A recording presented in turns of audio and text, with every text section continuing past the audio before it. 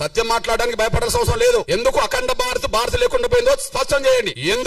ఎందుకు ఉన్న భారత్ కూడా భారత్ లేకుండా పోయిందో, స్వాతంత్రం కంటే ముందున్న భారత్ స్వాతంత్రం తర్వాత ఎందుకు లేకుండా పోయిందో స్పష్టం చేయండి. ఈ దేశంలో ఏ విశ్వాసాలు పెరిగినాయో స్పష్టం చేయండి. ఆ విశ్వాసాలు పెరగడానికి, విశ్వాసాలు గల ప్రజలు పెరగడానికి, ఆ సంఖ్య పెరగడానికి ఏం కారణమో చేయండి. ఎక్కడనో పుట్టిన ఇస్లాం ప్రపంచాన్ని ప్రభుత్వం చేస్తూ దేశంలో ఉన్నది కదా, ఆ ధర్మంలో లోపం ఉంటే ప్రపంచాన్ని ఎందుకు ప్రభుత్వం చేస్తుంది? క్రైస్తవ ధర్మంలో లోపం ఉంటే ప్రపంచాన్ని ఎందుకు ప్రభుత్వం చేస్తున్నది? మన ధర్మంలో సత్యం ఉంటే ఎందుకు బయటికి వెళ్ళలేకుండా పోయినాం? మన లోపానికి ఈ రెండింటికంటే ముందు హిందూ ధర్మం సనాతన ధర్మం అయినప్పుడు ప్రపంచాన్ని ఎందుకు ప్రభావితం చేయలేకుండా పోయినాం? మన లోపం ఏంటి? అఖండ భారత్ లేదు, స్వాతంత్రం కంటే ముందున్న భారత్ కూడా లేదు. అఖండ భారత్ లేదు, స్వాతంత్రం కంటే ముందున్న భారత్ కూడా లేదు. మన లోపాన్ని సరి చేసుకోకపోతే, మన లోపానికి కారణమైన కుల వ్యవస్థను రద్దు చేసుకోకపోతే ఇంకొక 100 ఏళ్లకు ఈ ఉన్న భారత్ ఉంటుందని గ్యారంటీ లేదు. వాస్తవం కారణమేంది? ఈ దేశ వ్యవస్థలో మన ధర్మంలో కుల వ్యవస్థను ఎప్పుడైతే సమర్థించడం మొదలు పెట్టామో అక్కడి నుంచి ఒక మాయను మచ్చగా, ఈ కుల వ్యవస్థలో అందరూ సమానం కాదనే భావనతో ప్రత్యేకంగా దళితులను మనుషులుగా చూడకుండా వివక్షతగా అంటరాని వాళ్ళుగా చూడడం వల్ల ఎవరొచ్చి మా ధర్మం గొప్పదని ప్రచారం చేస్తే, ఎవరొచ్చి మా ధర్మంలో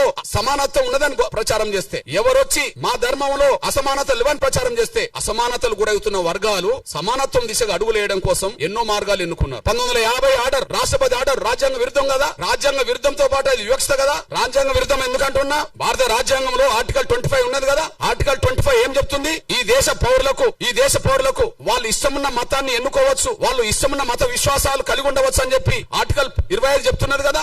ఆర్టికల్ 25 చెప్తున్నది కదా. అదే సమయంలో ఆర్టికల్ 14, 15 ఏం చెప్తున్నది? సమానత్వం హక్కు అని చెప్తున్నది కదా. లింగ పరంగా, మత పరంగా, కుల పరంగా వివక్ష ప్రదర్శించొద్దు, భారతీయులందరి పట్ల సమానంగా చూడాలని చెప్పి ఆర్టికల్ 14, 15 చెప్తున్నది కదా. మత స్వేచ్ఛ ఉన్నది, సమానత్వం అందరినీ సమానంగా చూడమని ఉన్నది. మరి ఇప్పుడు దళితులు మాత్రమే క్రైస్తవ మతంలో తీసుకుంటే ఎస్సీ హోదా రద్దు అవుతుందని ఎట్లా ఆర్డర్ వస్తుంది? దళితులు మాత్రమే క్రైస్తవ మతం తీసుకుంటే ఎస్సీ హోదా రద్దు అవుతుందని చెప్పి ఎట్లా ఆర్డర్ వస్తుంది? ఆ ఆర్డర్ ను సమర్థిస్తూ ఎట్లా తీర్పు వస్తుంది? నేను ఎందుకు ఈ మాట మాట్లాడుతున్నంటే, ఈ దళిత వర్గం నుంచి ఇప్పటికీ భక్తులే, ఈ దళిత వర్గం నుంచి ఎవరన్నా క్రైస్తవ మతంలో చేరుకుంటే ఇప్పటికి భక్తులే. కానీ క్రైస్తవ మతాన్ని ప్రచారం చేసే పెద్ద పెద్ద మిషనరీ సంస్థలు ఉన్నత వర్గాలు, ఉన్నత వర్గాలు. అందులో బ్రాహ్మణులు ఉన్నారు, అందులో వైశ్యులు ఉన్నారు, అందులో బ్రాహ్మణులు ఉన్నారు. ఇక్కడ తెలుగు నేల మీద కమ్మ వాళ్ళు ఉన్నారు, రెడ్లు ఉన్నారు, కాపులు ఉన్నారు, అందరూ ఉన్నారు. ఇక్కడ కుట్ర జరిగింది. ఆర్డర్ కంటే ముందు కుట్ర జరిగింది. 1950లో వచ్చిన ఆర్డర్ రాజ్యాంగ విరుద్ధము, ఆర్డర్ వివక్షతో కూడిన ఆర్డర్. ఆ వివక్షతో కూడిన ఆర్డర్ రావడానికి కారణం ఏంది?